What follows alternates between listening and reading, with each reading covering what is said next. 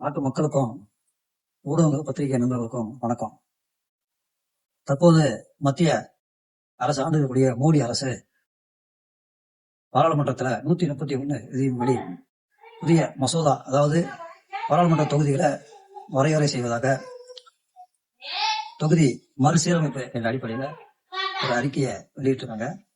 அதுல ஒட்டுமொத்த மாநிலம் சேர்ந்த 543 தொகுதிகளுக்கு ஏற்கனவே தற்போது ஆங்கிலேய ஆட்சி காலத்துக்கு வந்து இந்த மக்கள் தொகையின் அடிப்படையில பிரிக்கப்பட்ட இந்த 543 தொகுதிகளை தற்போது வரைய சரியாக இயங்கிக் கொண்டிருக்கிற நிலையில ஆளும் மத்திய மோடி அரசு புதிய இந்த மசோதாவை நிறைவேற்றுவதற்கு முயற்சிக்கிறாங்க. அது தென்னிந்திய மக்களுக்கு, ஒட்டுமொத்த தென்னிந்திய மக்களுக்கு மிகப்பெரிய ஒரு பாதிப்பை ஏற்படுத்தும். காரணம், மக்கள் தொகையின் அடிப்படையில இருக்கக்கூடிய இந்த வரையறைய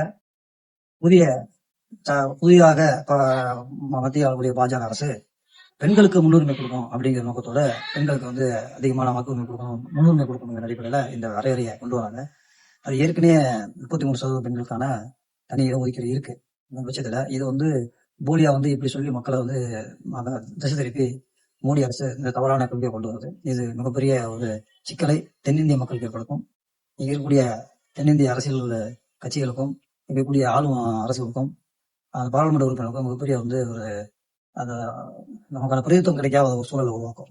அதனால தென்னிந்திய மக்களுக்கு கூடுதலான ஒரு பாதிப்பு இருக்கு. காரணம் என்னன்னா, இது ஏற்கனவே இருக்கிற 550 தொகுதிகளை வரையில 132 தொகுதிகள் வந்து தென்னிந்தியால கர்நாடகா, தெலுங்கானா, ஆந்திரா, கேரளா, தமிழ்நாடு, பாண்டிச்சேரி உட்பட்ட இந்த தென்னிந்திய 132 தொகுதிகள் வந்து ஏற்கனவே வந்து அங்க பாராளுமன்றத்துல வந்து எண்ணிக்கை குறைவா இருக்கு. காரணம், ராஜஸ்தான், மத்திய அரசு, மத்திய பிரதேசம், உத்தரப்பிரதேசம் போன்ற பகுதியில பெரும்பான்மையா வந்து இந்தி மொழி பேசக்கூடிய வடமொழி பேசக்கூடிய நபர்கள் அதிகமா இருக்கிறதுனால இப்ப இருக்கக்கூடிய பாஜகவுக்கு அது மிகப்பெரிய ஒரு பலமா இருக்கும் அடிப்படையில் இந்த தொகுதி வரையறையை கொண்டு வந்திருக்கு.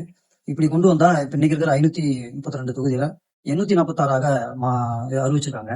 அப்படி இருக்கும் போதுல அதிகமா இந்தி மொழி பேசக்கூடிய மாநிலங்கள் வந்து கூடுதலா வந்து பாரதிய ஜனதாவுக்கு சப்போர்ட்டா இருக்கும் அடிப்படையில கூடுதலா வந்து அந்த மத்திய பிரதேசம், உத்தரப்பிரதேசம் போன்ற மாநிலங்கள் தான் அதிகமாக பிரத்யேகம் கிடைக்கும், மக்களுக்கான சலுகை கிடைக்கும். அப்ப பாராளுமன்றத்துல வந்து தென்னிந்திய இருக்கக்கூடிய அரசியல்வாதிகள் வந்து பெரும்பான்மையான பொருள் எழுப்ப முடியாத சூழ்நிலை இருக்கு.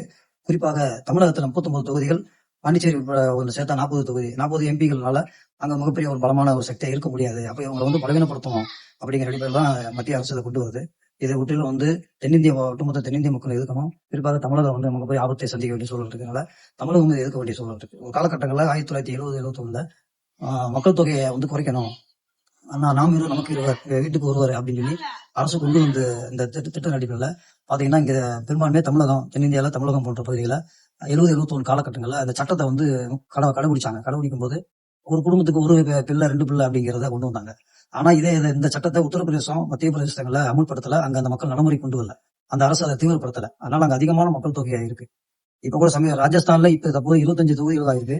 ஆனால் இந்த வரையறையை கொண்டு வந்தா 50 தொகுதிகளாக மாறும். அப்ப 39 தொகுதிகள் இருக்கக்கூடிய தமிழகம் ராஜஸ்தான் 50ஆக மாறுது. அப்ப இது வந்து மிகப்பெரிய ஒரு ஆபத்தை ஏற்படுத்தும். அதனால் ஒட்டுமொத்த தென்னிந்திய இருக்கக்கூடிய அனைத்து அரசியல் கட்சிகளும், அனைத்து மக்களும் இதுக்கான எதிர்ப்பு தெரிவிக்க வேண்டும். இந்த மசோதாவை நிறைவேற்றினால் குறிப்பாக தமிழகம் உள்ளிட்ட தென்னிந்திய மக்களுக்கான மிகப்பெரிய பாதிப்பை ஏற்படுத்தும் என்பது வனவங்கிகள் கட்சியின் சார்பாக இந்த எதிர்ப்பை நாங்கள் குரல் கொடுத்திருக்கிறோம். இந்த மசோதாவுக்கு எதிராக வனவங்கிகள் ஆதரவு தெரிவிக்கிறது.